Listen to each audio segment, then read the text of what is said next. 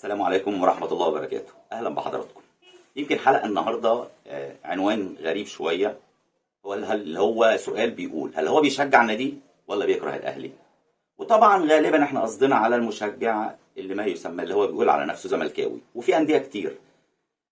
موضوع حابب أتكلم فيه، نوضح كده، وعايز اللي بيسمعني يبقى مركز معايا أوي فيه. هي القصة بتتلخص في جملة عبقرية قالها عصام الشوالي. قال لولا وجود الأهلي في قارة أفريقيا لكان لأندية تونس شأن آخر. قيس على كده بقى أندية كتير كان الأهلي بالنسبة لهم صخرة بتتحطم عليها أحلامهم. في الناس اللي بتقدر تتقبل ده وبيشيد بتفوقك وبأسلوبك في العمل اللي وصلك للمرحلة دي، والأغلب ما بيقبلش التفوق الدائم للمنافس. الموضوع بقى سهل عليه. يمكن على سبيل المثال لو قلنا المصري البورسعيدي، لولا وجود الأهلي كان زمان المصري ده مثلا معاه 5 أو 6 كاس. حتى بطولة السوبر الوحيدة اللي كان يأمل فيها ما خدهاش لأنه اصطدم بالنادي الأهلي. فطبيعي انك تلاقي ناس يقول لك انتوا مكروهين. هي قصة مش كره للأهلي قد ما هو كره تفوق الأهلي، أو إن الأهلي بالنسبة له هو حاجة بتحرمه من إنجازات وبطولات هيعيش عليها فترة طويلة. مش زي عندك الأهلي بتاخد بطولة النهاردة بكرة بتنساها وبتفكر في اللي بعدها. لا، في ناس بتقعد تحتفل بحاجة واخدينها من 20 30 سنة. فانت بتضيع الذكرى ده الاحتفالات ده. انت بتبقى قصدك ان انت راجل بتلعب على بطوله وبتاخد بالاسباب وماشي بالاسلوب العلمي وعندك قيم وعندك مبادئ وعندك طريقه عمل. الاولى بيه ان هو يشوف النادي ده اشتغل ازاي وازاي قدر يوصل للنجاح دي ويقتدي بيه وياخد بالعوامل وياخد بالاسباب ويشتغل زيه. لكن هو للاسف وصل لمرحله ان بقى حب وقوعك عنده اغلى من انتصاره.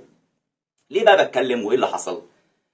الكابتن خالد بيومي طلع بمعلومه خطا والراجل اعتذر عنها، ان الاهلي لو اخذ دوري ابطال افريقيا فيحق للزمالك المشاركه في كاس العالم للانديه. وناس كتير طلعت على راسهم طبعا اخويا وصديقي رقم 1 في اللوائح في مصر عامر العمايره، طلع وضح ان الكلام ده مش مظبوط وفقا للتصنيف. فاثناء او ما قبل تحديث المعلومه او تصحيح المعلومه، شفت احد البيتجات الزملكاويه كانوا عاملين استفتاء، عامل استفتاء في البيتج بيقول فيه: هل تتمنى فوز النادي الاهلي بدوري ابطال افريقيا ويشارك الزمالك في كاس العالم؟ ده الاختيار الاول. الاختيار الثاني: ولا ما ياخدش الاهلي كاس دوري ابطال افريقيا ومش مهم المشاركه في كاس العالم؟ والمفاجاه كانت ايه؟ نتيجه الاستفتاء اسفرت عن 92% لا، الاهلي ما ياخدش دوري الابطال ومش مهم يشارك في كاس العالم. هي دي النسبه الحقيقيه على ارض الواقع. لو خدت اي عينه هتلاقي كده، هتلاقي 8% ناس بتشجع الزمالك و92% هو راجل كاره للاهلي ولو عنده وقت يشجع في الزمالك. لكن الفكره اساسا هي ان هو بيكره النادي الاهلي، مش لان الاهلي سيء، لان الاهلي زي ما قلنا صخره بتتحطم عليها الاحلام.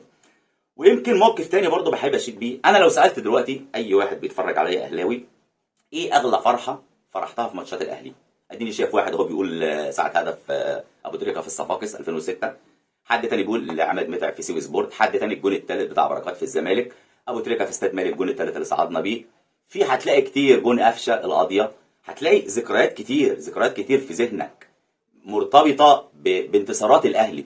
عمر ما هيجي في بالك كاهلاوي انك تدور على فرحه خارج اطار ناديك، لانه موصلك للمرحله دي ومشبعك بزياده وعندك من الذكريات تحكي فيها زي ما انت عايز. هو مش لاقي ده. فهنيجي على سبيل المثال، كان في قناه الزمالك خالد الغندور مستضيف حد من عائله العدل، انا ما اعرفش هم مين، هو زملكاوي بقى جمال ولا عبد الرؤوف، واحد منهم اعتقد جمال، يعني واحد زملكاوي من عائله العدل. فساله نفس السؤال، قال له اكتر فرحه فرحتها يوم ما النجم الساحلي كسب الاهلي هنا في نهائي 2005 2006 في دوري ابطال افريقيا لما فازوا علينا هنا 3-1. دي اكبر فرحه فرحها. ما جابش سيره نادي خالص، لكن فكر في ايه اكبر فرحه هي ووعك انت مش انتصاره هو.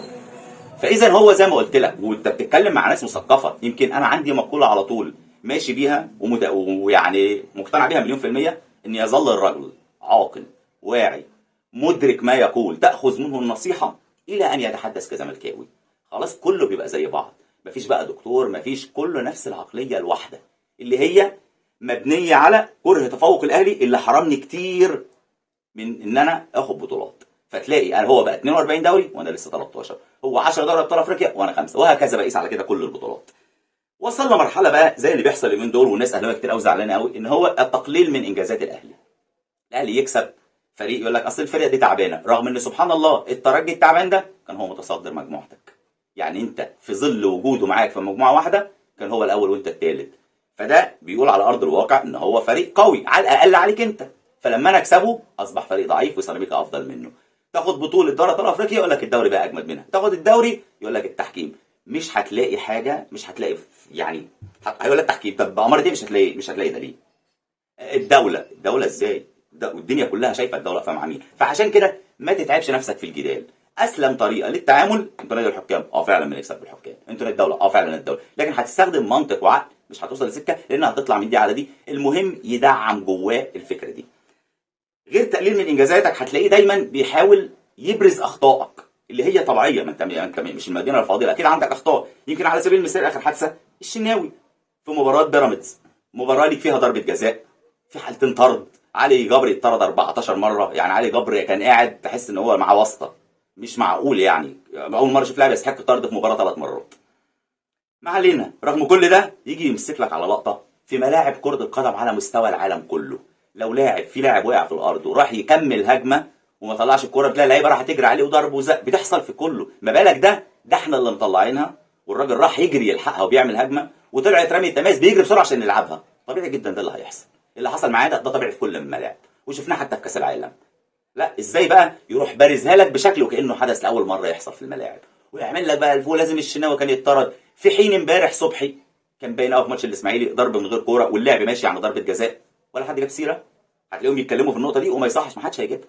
هيحاول يطمس اخطائه، في حين ان انت يعملها لك. كهربا راح للجمهور غلط، انا شايف ان هو غلط، لكن الجمهور بيقول هتاف، هو مع الحماس قال وراهم. عملوا عليها فيلم ولجنه انضباط ونعمل مش عارف ايه. طيب فين الفيلم قدام واحد زي شيكابالا عمل اسفل حركه حصلت في تاريخ الملاعب المصريه؟ اتعاقب عليها، وكان لازم يتعاقب اكتر من كده، وان عقوبته اقل من عقوبه كهربا. ومش رايح لجمهوره بيعمل معاه كده، ده رايح لجمهور الاهلي يعمل لهم كده. يجي ماتش يروح عند جمهور الاهلي، يبقى الجمهور ساكت، يروح هو المايسترو وهو اللي يبدا معاهم الاغنيه، هو اللي يطالبهم باغنيه رجاله على مين يا تعالوا شوف الثالثه يمين اللي انت عارفها، بشتايم. هل حد يركز عليها ويتكلم؟ لا. لكن عند كهربا اللي بيلعب في الاهلي، لا الموضوع مختلف. الشناوي اللي بيلعب في الاهلي، لا الموضوع مختلف. زي فعلا ما كان قال الباشمهندس عدلي القيعي في مره في حلقات ملك وكتابه، يفضل يشتمك لما تقول له احترم نفسك بقى يا اخي، يقول لك بص اهو المحترم، بص اللي بيقولوا عليه محترم بيزعق ويقول احترم نفسك. ادي الفكره، ان هو يحاول يبرز اخطائك على قد ما يقدر، لكن هو تعالى بقى لو في حاجه سلبيه ناحيته، لا لازم يطمسها. زي ما حصل مع ياسر عبد الرؤوف وخالد الغندور، وهو هيتكلم على ماتش بروكسي وبيقول لهم ضربات جزاء، الله اللقطات مش موجوده معانا. مش هتلاقي تواجد لحلمي طولان، لكابتن حسن شحاته. ليه؟ لان الناس دي بتتكلم بمنطق وعقلانيه. دول اللي بيمثلوا 8% اللي كانوا في الاستفتاء بيتكلموا بمنطق. هتجيبه، ما لو الراجل ده اتكلم هيهدم نظريه المؤامره اللي انا عايش عليها، واللي بتديني مسكنات بتريحني وبتديني القناعه في وجهه نظري في ان الاهلي نادي ظالم ونادي مفتري ونادي بياخد اكثر من حقه. لكن مش هي دي الحقيقه، لكن دي الوسيله اللي بتخليه يعني يبقى رؤوف شويه على نفسه. حل مجالس الادارات دايما يقول لك الدوله وبتهدنا، رغم ان كل حل مجالس الادارات بتبقى منكم فيكم. مرتضى منصور ارفع قضيه على اسماعيل سليم ارفع قضيه على مرتضى منصور، ممدوح عباس على مرتضى منصور على ممدوح عباس، كله منه فيه. عبد الله جورج هنا العتاد ضد مرتضى منصور، ينقضوا في الانتخابات. انتوا بتاكلوا في بعض. هل يطلع حد يقول لك ان الاخطاء عندنا احنا من جوانا؟ لا، هيطلع يقول لك ايه؟ الدوله وبيهدوا لنا المجلس وبيوقعوا قبل ماتش مهم، رغم ان اصلا الحل في ساعه 2020 استنوا عليه والقرار جاهز لحد ما يلعب ماتش القرن بتاع قفشه. ايه الخلاصه في اللي انا عايز اقوله؟ العقليه مش هتتغير، ما تتعبش نفسك، ما تخشش في جدال، ما تخشش في طريق انت عارف ان اخره سد. اشوفكم على خير، شكرا والسلام عليكم ورحمه الله وبركاته.